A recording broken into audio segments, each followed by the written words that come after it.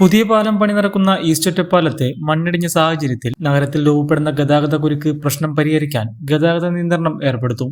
ഭാരവാഹനങ്ങളും ഒറ്റപ്പാലം ടൗണിൽ പോകേണ്ടതില്ലാത്ത മറ്റു വാഹനങ്ങളും വാണിയംകുളം, കോതകുറിശി, ലക്കിടി, മംഗലം വഴി തിരിച്ചുവിടാൻ ട്രാഫിക് റെഗുലേറ്ററിൽ കമ്മിറ്റി യോഗത്തിൽ തീരുമാനമായി. കഴിഞ്ഞ 3 ദിവസമായി വൻ ഗതാഗത കുരുക്കാണ് ഒറ്റപ്പാലം അനുഭവപ്പെട്ടുകൊണ്ടിരിക്കുന്നത്. ഈ അടിയന്തര സാഹചര്യത്തിലേക്ക് കെ പ്രേംകുമാർ MLA അധ്യക്ഷതയിൽ ഒറ്റപ്പാലം നഗരസഭ ട്രാഫിക് റെഗുലേറ്റർ യോഗം ചേർന്നത്. പാതയിൽ ഗതാഗത നിയന്ത്രണം ഏർപ്പെടുത്താൻ യോഗത്തിൽ തീരുമാനമായി. നിയന്ത്രണത്തിന്റെ ഭാഗമായി ഭാരവാഹനങ്ങളും ഒറ്റപ്പാലം ടൗണിൽ പോകേണ്ടതില്ലാത്ത മറ്റു വാഹനങ്ങളും വാണിയംകുളം, കോതകുറിശി, ലക്കിടി, മംഗലം വഴി തിരിച്ചുവിടാൻ ട്രാഫിക് റെഗുലേറ്ററി കമ്മിറ്റി യോഗം തീരുമാനമായി. ജൂൺ മാസത്തിൽ സ്കൂൾ തുറക്കുന്നതും കാലവർഷം എത്തുന്നതും കണക്കിലെടുത്ത് മെയ് മാസത്തിനുള്ളിൽ തന്നെ നിർമ്മാണം പൂർത്തിയാക്കാനാണ് ലക്ഷ്യമിടുന്നതെന്ന് കെ പ്രേംകുമാർ MLA പറഞ്ഞു.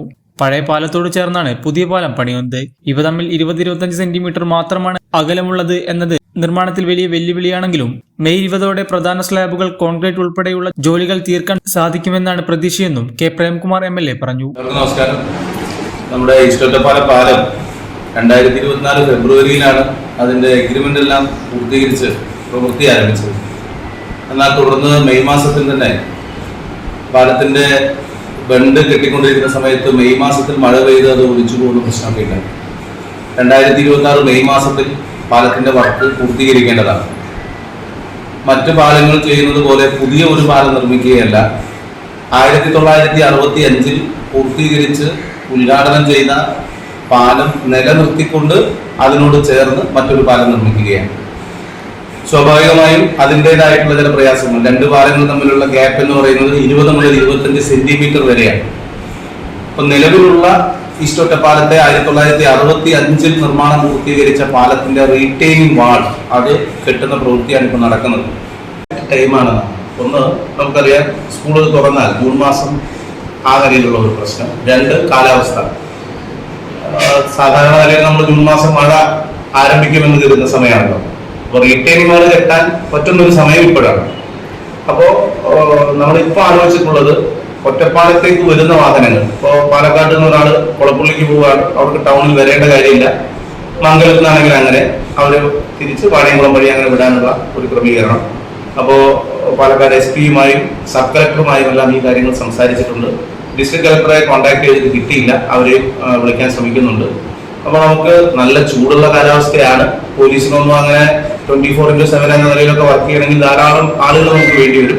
എങ്കിലും നമുക്ക് മംഗലത്ത്, വാണിയംകുളത്ത്, അതുപോലെ തന്നെ മുരുക്കമ്പറ്റ, പുളിഞ്ചോട്, ഈസ്റ്റ് ഒറ്റപ്പാലം, അങ്ങനെയുള്ള പ്രധാനപ്പെട്ട ഒറ്റപ്പാലത്തേക്ക് വരാവുന്ന സ്ഥലത്ത്, ഇപ്പൊ ഞാൻ പറയുന്നത് ഒറ്റപ്പാലത്ത് നിന്ന് അമ്പലപ്പാറയിൽ നിന്നുള്ള ഒറ്റപ്പാലത്തേക്ക് വരണമെങ്കിൽ പുളിഞ്ചോട് നിന്ന് മയിലുംപുറം, തോട്ടക്കര വഴി വരാൻ പറ്റും.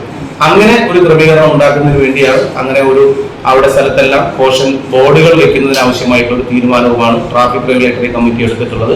അപ്പോൾ ഒരു 10ഓളം വരുന്ന ഒറ്റപ്പാലത്തിന്റെ ഏരിയ വിവിധ പ്രദേശങ്ങളിൽ നിന്ന് വരുന്ന ആളുകൾക്ക് ഈ കാര്യങ്ങൾ അറിയാനും മനസ്സിലാക്കാനും വേണമെങ്കിൽ ഒറ്റപ്പാലം ടൗണിലേക്ക് വരാതെ തന്നെ പോകാനും കഴിയുന്ന ഒരു അന്തരീക്ഷം ഒരുക്കാനാണ് പ്രധാനമായും തീരുമാനിച്ചത്. 2 സ്ട്രെച്ചായിട്ട് ഇവിടെ കോൺക്രീറ്റ് വർക്ക് ചെയ്യുന്നതിന് ആവശ്യമായിട്ടുള്ള അതിനുള്ള എല്ലാ വർക്കേഴ്സ് ഉണ്ട്. അപൂർവം ചിലർ പറയുന്നുണ്ട് ഇന്ന് ഒരാളെ വർക്കിനുള്ളൂ എന്നൊക്കെ. 17 പേരെ ഇപ്പോൾ അവിടെ പോയാൽ നമുക്കറിയാൻ പറ്റും വർക്ക് ചെയ്യുന്നുണ്ട്. അല്ലാതെ 100 പേരെ കൊണ്ട് വർക്ക് ചെയ്യിക്കാൻ പറ്റുന്ന ഒരു സാഹചര്യം ഇപ്പോൾ ഇല്ല എന്നുള്ളതാണ്. അങ്ങനെ ചെയ്യാൻ പറ്റുന്ന ഒരു വർക്കല്ല ഇത്. അപ്പോൾ അത് ഓരോ ദിവസങ്ങളിലായിട്ട് അവിടെ കോൺക്രീറ്റ്, അതിന്റെ ഡീഷട്ടറിങ്, കോൺക്രീറ്റ് ആ നിലയിൽ ഒരു ദിവസം പോലും മുടങ്ങാതെ പണി വേഗതയിൽ മുന്നോട്ട് പോവുകയും പൂർത്തീകരിക്കുകയും ചെയ്യും എന്ന് തന്നെയാണ് ഇതുമായി ബന്ധപ്പെട്ട് സൂചിപ്പിക്കാനുള്ളത്.